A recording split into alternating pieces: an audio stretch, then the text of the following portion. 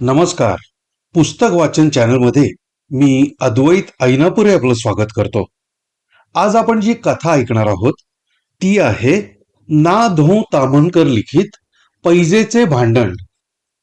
सादर आहे कथा पैजेचे भांडण. कोणी कितीही निर्वाळा देऊन सांगितलं की आताशा गणू काका आणि सरू काकू यांची खडाजंगी उडत नाही, तरी त्यावर माझा विश्वास बसणं शक्य नाही. एखाद्या संस्थानिकानं सारावाढ कधीही न करण्याची शपथ घेतली किंवा एखादा तरुण कॉलेजात शिकत असूनही तपकीर ओढत नाही असं कोणी सांगितल्यास मी ते खरं मानीन. एकुलत्या एका मुलाच्या लग्नात श्रीमंत बापानं एक पैसाही हुंडा घेतला नाही असं सांगणाऱ्यावरही विश्वास ठेवण्यास तयार होईन. पण गणू काका आणि सरू काकू साऱ्या दिवसात एकदाही भांडली नाहीत ही गोष्ट मी स्वप्नातही खरी मानावयाचा नाही, मग जागेपणची गोष्टच कशाला. यावरून मी या दंपतीची बदनामी करतो असं समजण्याचं मुळीच कारण नाही. भांडणाची एक गोष्ट वगळली तर त्यांच्या ठिकाणी असे कित्येक सद्गुण आहेत की त्यांचा आपण कित्ता घ्यावा. उद्योगी, कल्पक, विनोदी व मध्यान्ह रात्रीही दुसऱ्याच्या मदतीला तयार असणारे असा गणू काकांचा लौकिक आहे आणि तो खरा आहे. सरू काकू जरी शिकलेल्या नाहीत तरी संसार टुकीनं कसा करावा हे त्या जाणतात.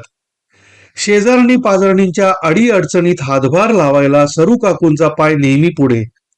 पाकशास्त्रात तर त्यांच्यासारखी सुगरण आमच्या साऱ्या आळीत नाही असे आमची ही वरचेवर सांगत असते. दोघेही सालस आणि गोड स्वभावाची असून या नवरा बायकोचे एकसारखे खटके कसे उडतात असं आम्हा सर्वांना मोठं गूढ पडे. पण ज्या अर्थी त्या भांडणात वैमनस्य आणि द्वेष यांचा कडवटपणा जराही नव्हता, त्या अर्थी आम्हाला त्यांच्या भांडणाचा विषाद वाटण्याऐवजी मौजच वाटत होती. त्यांचं भांडण म्हणजे एक प्रकारचा प्रेमकलह असे आणि तो अकारण घडून येई. अकारण हा शब्द मी जरी बेलाशक दडपून दिला तरी कारणा वाचून कार्य घडत नाही हा सृष्टीचा कायदा मला माहीत आहे. गणू काकांचं व सरू काकूंचं भांडण जुंपण्यासही काहीतरी कारण घडावंच लागणार आणि ते घडतंय. पण ते इतकं क्षुल्लक असतं की त्याला कारण हे नाव देण्यास कोणीही तयार होणार नाही.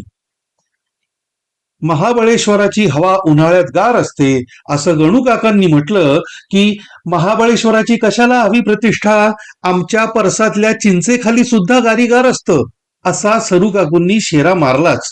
उलट पक्षी बरव्यांची बनी कशी नक्षत्रासारखी पोर आहे असं सरू काकूंनी वर्णन केलं की आहे ठाऊक आमच्या बया मोलकर्णीची बाळी ही तिच्याहून सुंदर आहे असा जबाब गणू काकांनी दिलाच म्हणून समजावं. प्रारंभी गमतीदार वाचणाऱ्या या शब्दांच्या ठिणग्या लवकरच उग्र स्वरूप धारण करत आणि भांडणाचा खटका उडून जाईल. या भांडणाचा आणखी एक विशेष होता व तो म्हणजे त्याचा निकाल कधीच लागावयाचा नाही. दोघांपैकी कोणीतरी एक दृष्टीआड झालं की भांडणही परागंदा होई. पुनर्भेटीच्या वेळी मागील भांडणाची आठवण दोघांपैकी एकालाही होत नसे आणि दोघेही अभिजात प्रेमाने एकमेकांशी हसली खेळलेली दिसत. माझं हे भारूड ऐकून अशा गमतीदार जोडप्याच्या भांडणाचा मासला आपल्यासही अनुभवावयास सापडावा अशी उत्कंठा तुम्हाला खचित लागली असेल आणि स्थलदूरत्वामुळे ती गोष्ट शक्य नाही असं वाटून तुम्ही मनातून खट्टू झाला असाल. तुमच्या मनाची ही अवस्था मला कळली आहे आणि म्हणूनच मी माझ्या अनेक अनुभवांपैकी एक अनुभव तुम्हाला सांगावयाचं ठरवलंय. प्रत्यक्षाची गोडी या सांगावांगीत येणार नाही हे खरं, पण दुधाची तहान ताकावर भागवण्यास काय हरकत आहे. कालच पगार झाला होता आणि आज रविवार होता. असा योग जमून आल्यावर लुगडं घेऊन येण्याचं टुमणं आमच्या हिनं लावलं तर आश्चर्य कसलं. उडवा उडवी करण्याचा एक दोनदा मी हलकासा प्रयत्न केला, पण घरातील भांड्यांच्या आदळआपटीवरून आणि चिंगीच्या पाठीत सुखासुखी बसलेल्या रपाट्यावरून प्रकरण घाईला आल्याचं मी अनुमान बांधलं आणि कोट टोपी चढवून बाजाराचा रस्ता सुधारला. आपल्या समजुतीनं आणि अक्कल हुशारीनं आपण कितीही छानदार सणंग पसंत केले तरी ते घरी हमखास नापसंत होण्याचा संप्रदाय मला माहीत आहे. हत्तीणीच्या सोंडेत दिलेली राजकन्येची स्वयंवर माला भिकमभटाच्या गळ्यात पडल्यावर आपल्याला जितकं आश्चर्य वाटेल तितकंच आश्चर्य नेलेलं लुगडं पहिल्याच सटक्यास बायकोला पसंत पडून कृतार्थ झालेल्या नवऱ्याचं मला तरी वाटेल.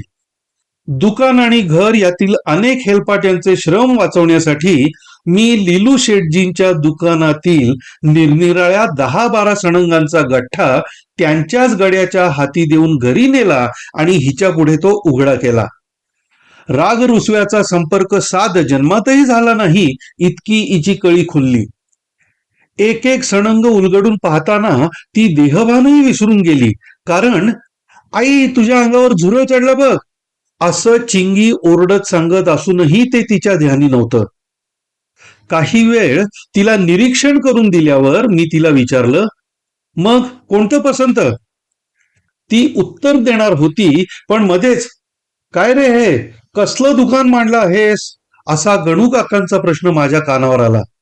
पण मी त्याचं उत्तर देण्याआधी तेच म्हणाले, लुगडी घ्यायची आहेत वाटतं राणी साहेबांना. भारी लकडा बुवा या बायकांचा. आमची सुद्धा किती दिवस लुगडं लुगडं करतीये. मग होऊ दे यातच, कामात काम होईल आणि तुमचा हेलपाटा वाचेल. पण तिची ही सूचना काकांनी ऐकली की नाही कोण जाणे. आकडे तुटल्यामुळे पाकिटाच्या दोऱ्याने सजवलेला चष्मा काना डोळ्यांवर फिट करण्याच्या ते दगदगीत असलेले दिसले. त्यातून मुक्त झाल्यावर त्यांनी विडी शिलगावली आणि टेबलावरील नवा काळ घेऊन ते गांधी नेहरूंच्या समाचारास लागले. काकांच्या बोलण्यावरून आमच्या हिला सरू काकूंचं स्मरण झालं. लुगडं निवडण्याच्या वेळी सरू काकूंसारख्या अनुभवी व पोक्त स्त्रीचा सल्ला फुकटावारी मिळण्याची शक्यता असताना हिने तो का दडवावा? त्यात स्वतःसाठी लुगडं घेण्याची संधी सरू काकूंना आपण मिळवून दिली असाही दिमाग तिला दाखवावयाचा नसेल तरी कशावरून? सरू काकू आल्या. त्यांना बोलावण्याचा हेतू आधीच कळलेला असल्याने आल्याबरोबर त्यांनी पसरलेल्या सणंगांवर झेप घेतली. उत्सुकतेच्या भरात गणू काका तेथे आहेत या गोष्टीकडे त्यांचं लक्षही गेलं नाही. पदर, काठ, वाण, खवले, रास्ता, धनवडी, इरकल, नारायणपेठ, गजानन, सरस्वती, व्यंकटेश इत्यादी लुगड्यांचे संबंधी कितीतरी शब्द त्या दोघींच्या बोलण्यात मला ऐकू आले. अखेर त्यांचा बेत नक्की झाला आणि एक घडी माझ्या पुढे धरून ती म्हणाली, हे घ्यायचं. पण त्याला 20 रुपये पडतात. मी घाबरून म्हणालो. मग काय झालं पडले म्हणून? लगीन झाल्यापासून एकदा तरी घेतलंय का मनासारखं लुगडं? मेला सुताड्यात जन्म चाललाय. घ्यायचं नव्हतं एवढं मोठं तर दाखवायला तरी आणलं कशाला? लाडीवाळपणा आणि गुस्सा यांचं मिश्रण त्या तिच्या शब्दात मला स्पष्ट दिसून आलं. पण रोजच्या राबत्यात असलं भारी काय कामाचं? ठेवणीचं म्हणून घ्यायचं असतं तर गोष्ट वेगळी. ठेवणीसाठीच घ्यायला सांगते मी झालं तरी. बासनात एक सुद्धा जुळजुळीत लुगडं नाही. कुठं जाय सवरायचं झालं तर असल्या गोधड्या नेसून का जायचं? रोज वापरायला सुताडा घ्या नाहीतर पातळ घ्या. मी कुठं म्हणते त्याबद्दल. असा लुगड्या इतका लांब रुंद आगळपगळ उद्गार काढण्या वाचून दुसरं काय बोलणं मला शक्य होतं? मी नुसता अस्वस्थ मनाने तिच्याकडे पाहत राहिलो. माझी ही अवस्था सरू काकूंच्या लक्षात आली आणि पोक्तपणाचा मोठाच आव आणून त्या म्हणाल्या, आहे तिच्या मनात तर टाकीनच घेऊन. त्या सुंदराबाईनं नाही का घेतलं परवा 25चं? ती काय तशी तालेवार लागून गेलीये? अजूनही मला काय उत्तर द्यावं हे सुचत नव्हतं. पण दया देवाला आली आणि गणू काकांच्या रूपानं तो मला पावला. गांधी नेहरूंचा समाचार त्यांना पुरता कळला होता की नाही राम जाणे, पण काकांनी नवा काळ बाजूला सारला, चष्मा नाकावरून उतरला, उरलेलं थोटूक पुन्हा शिलगावलं आणि पत्नीवर रोख धरून ते गरजले, काय झालं समुद्राबाईला तालेवार नसायला? नवरा मामलेदाराचा फडणीस, त्याची सर या शाळोपंताला कशाला? शाळोपंत या निंदाव्यंजक शब्दानं मला एरवी राग आला असता व तो उच्चारणाऱ्यावर मी चांगलाच तुटून पडलो असतो. पण गणू काकासारख्या पाठीराख्यानं केवळ माझा कैवार घेऊन ती पदवी बहाल केली असल्यानं मला त्यावेळी हायसं वाटलं आणि पतिराजांच्या या मुद्द्यावर सरू काकू काय कोटीक्रम करतात इकडं मी लक्षपूर्वक कान दिला. तुमचं राहू दे, तुम्हाला सदाच निरशी भरलेली. बाबूराव शाळोपंत असला तरी त्याला हौस आहे, आपल्या बायकोचे लाड तो खचित पुरविल. तुमच्यासारखा नुसता छळवाद नाही करावयाचा. माझ्या छळवादानच तू इतकी रोडत चाललीयस. दारं रुंद करायला गडी सुतार केव्हा बोलवावे या विचारातच मी आहे. आणि तुम्ही वाळून चिपाट झालाय जसे. लोकांना नावं ठेवायला पहिला नंबर. कुणी पोट बघितलं तर गणोबा म्हणून पाया पडतील. भांडणाच्या भरात आपण आपल्या नवऱ्याचं नाव घेतलं हे सरू काकूंच्या मुळीच लक्षात आलं नाही. मी मात्र त्यांच्या या उपमेनं हसलो आणि तिलाही हसू आल्या वाचून राहिलं नाही. ती हसतच काकूंना म्हणाली, इश्श काकू, काय बोलता तुम्ही हे? तू गप्प बस ग, यांना असंच गप्प बसवलं पाहिजे. मी गप्प बसते म्हणून हे मला जेव्हा तेव्हा घालून पाडून बोलत असतात. यांना की नाही त्या जनुभाऊ जोशाची संगत बाधलीये. तो मेला त्या बिचाऱ्या जानकीबाईला राक्षसासारखं छळत असतो. परवा की नाही ती बिचारी मला नदीवर भेटली आणि माझ्या गळ्याला पडून रडायला की ग लागली. पंचतंत्रात किंवा अरेबियन नाईट्स मध्ये एका गोष्टीतून दुसरी गोष्ट उत्पन्न व्हावी त्याप्रमाणे सरू काकूंच्या भाषणात एका दाखल्यातून दुसरा दाखला पैदा होऊ लागला. गणू काका मधून मधून एखाद्याच लागट शब्दाची चावी देत आणि सरू काकूंची प्लेट फिरून नव्या अवसानाने फिरू लागे. त्या दिवशी बसल्या बैठकीला मला गावातील अशी कितीतरी कुलंगडी समजली की जी मला माहीत नव्हती आणि माहीत होणं शक्यही नव्हतं.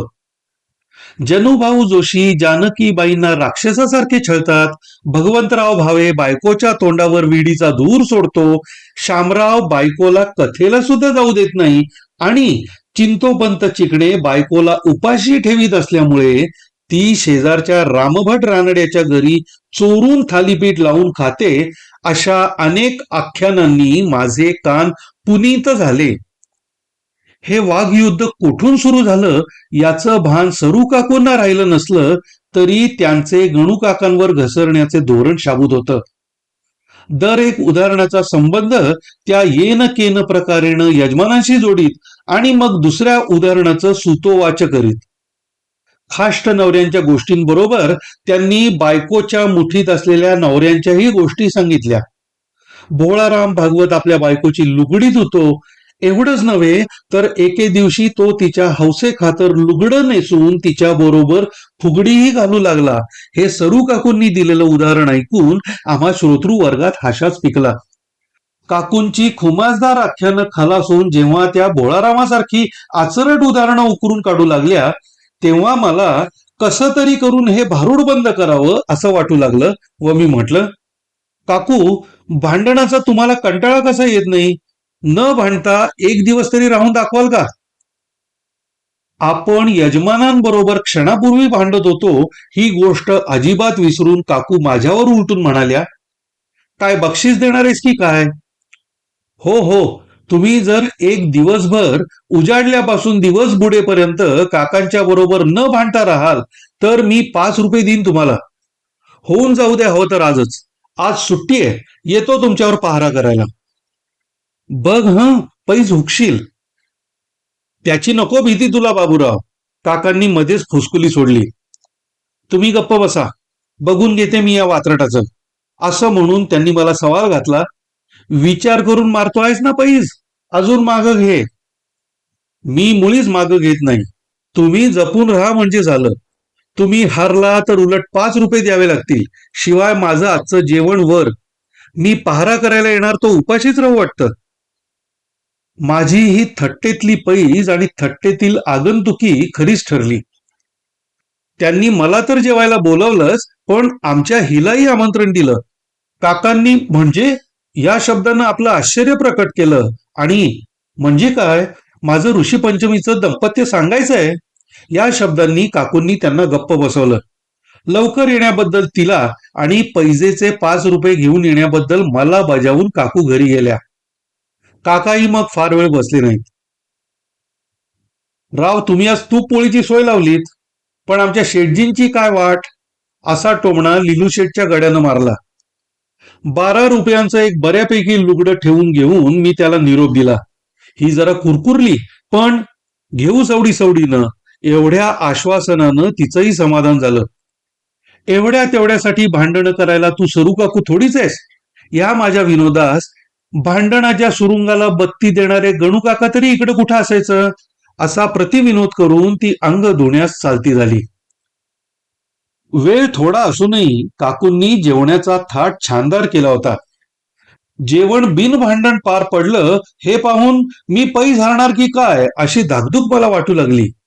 मी पैज हारल्यास काकू 5 रुपये माझ्याकडून वसूल करतीलच अशी जरी खात्री नव्हती, तरी काकू सारख्या स्त्रीनं हरलास की नाही म्हणून हिंडवावं ही गोष्ट मला नामुष्कीची वाटत होती. ज्या योगे हमखास भांडण झुंपेल असे काही सूचक प्रश्न मी अधूनमधून विचारित होतो व माझा हेतू सफल होण्याजोगे सूर काकाही काढीत होते. पण आज काकू तिकडे लक्षच नसल्याचं दाखवत होत्या. एक वेळेला मात्र काकांच्या शब्दाला त्यांनी प्रतिशब्द ठेवून दिला आणि आता आपली फत्ते होणार या कल्पनेनं मला हसू आलं.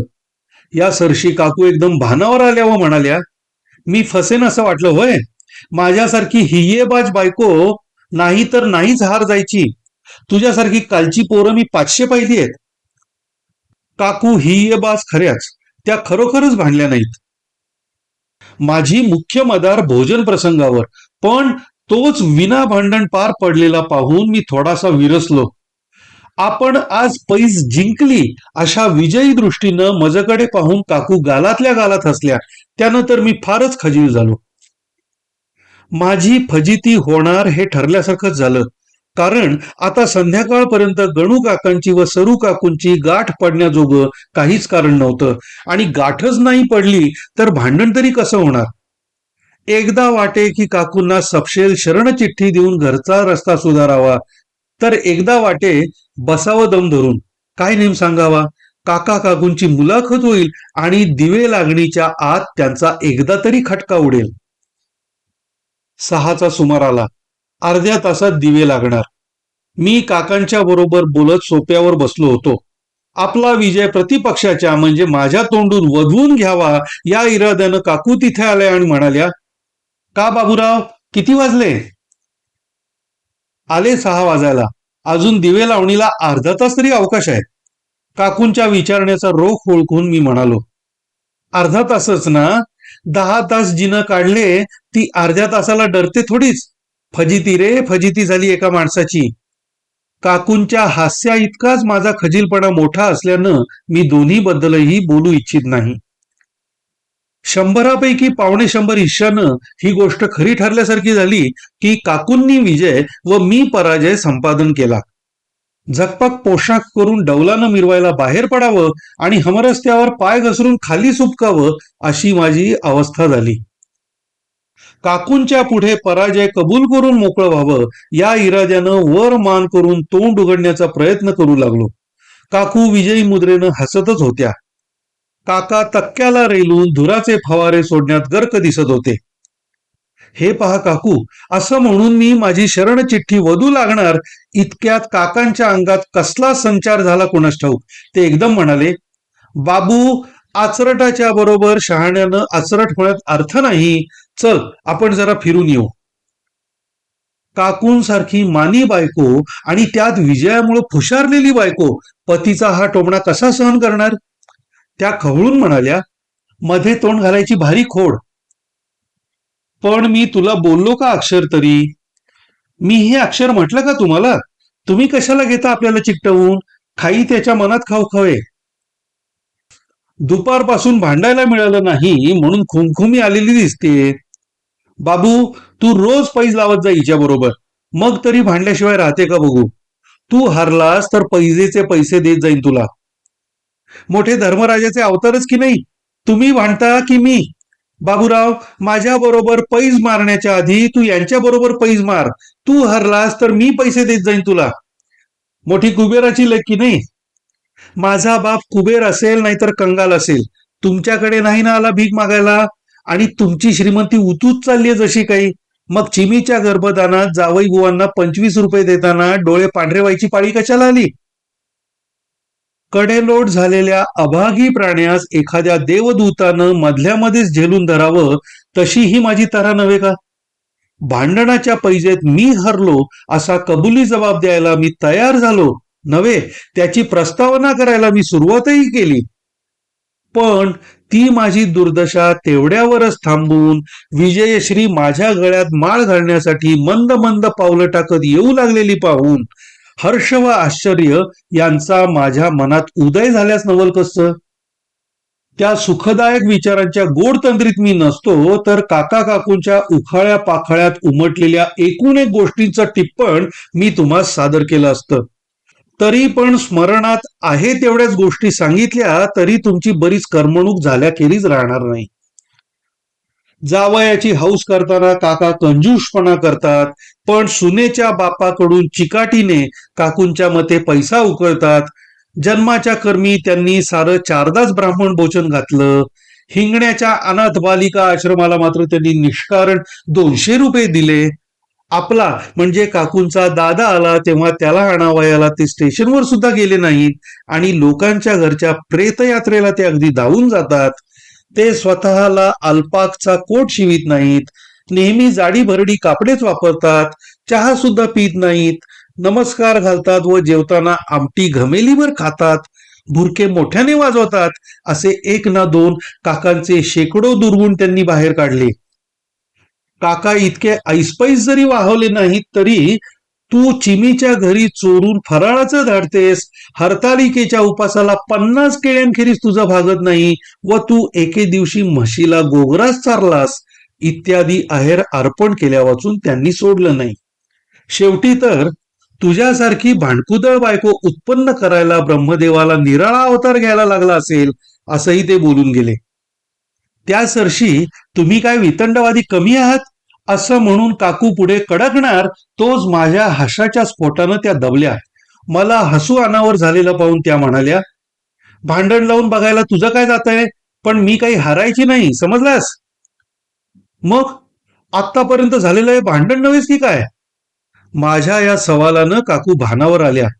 वाघ युद्धात तद्रूप झालेल्या असल्यामुळे आपण आपल्या पैजेला हुकत आहो ही जाणीवही त्यांना राहिली नव्हती. जी बोलाचाली आपण हा वेळेपर्यंत चालवली होती तिलाच लोक भांडण म्हणतात असा त्यांना उमज पडू लागला. जे भांडण न करण्याबद्दल आपण पैज मारली होती व जी पैज आपण अगदी शेवटच्या घटकेपर्यंत जिंकलीही होती ती अशी हातोहात गमावलेली पाहून त्या नरमल्या वाचून कशा राहतील? मग काय काकू, अजून दिवे लागायचेत आणि त्याच्या आत हा तुमचा खटका उडाला आहे. तुम्ही भांडणासाठी पैज मारली आणि या पैजेच्या भांडणात माझी सरशी झाली, होय की नाही? आता काही मी तुम्हाला 5 रुपये द्यायला बांधलेला नाही. माझ्या ह्या बोलण्यावर काकूंनी पाऊण वर्तुळाचा एक वळसा मानेला दिला आणि म्हटलं, कुणाला हवे तुझ्या 5 रुपया? 5 रुपयाचा धूप जाळतो माझ्या पुढं. तुळजापूरची भवानीस तू? हा काकांचा टोमणा ऐकायला काकू होत्या कुठे जाग्यावर, त्या केव्हाच आत चालत्या झाल्या होत्या.